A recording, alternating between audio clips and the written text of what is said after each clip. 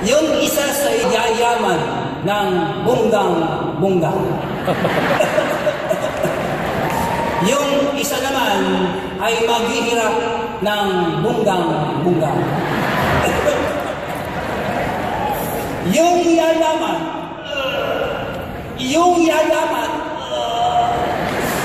yayaman ay siya patay.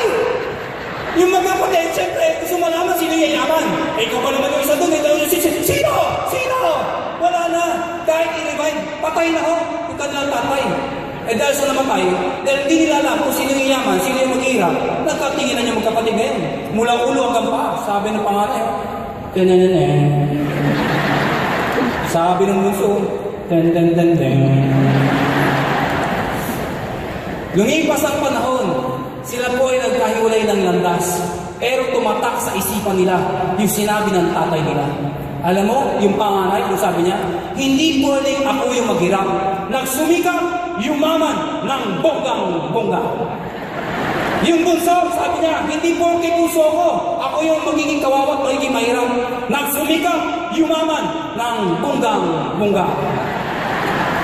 One day, nagkaroon ng chance na magkaroon ng reunion, magkikita sila. Excited yung panganay. Bakit? Sabi niya, at least ako yung yumaman. Kawawa naman yung kapatid ko. Malamang siya yung mahirap. Yung bunso, ano naisip niya? Kawawa naman yung kuya ko. Malamang siya yung naghihirap. Bakit?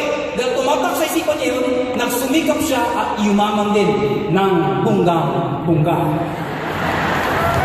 Nagkita sila! Nagkabulatan! Bakit? Parehong mayaman. Sino yung mahirap? Mga kaibigan, kung ano ang pattern ng pamilya mo, ikaw ang puputol ng pattern na yan. Dahil ikaw ang gagawa ng buhay mo and you're going to choose what life you're going to live with.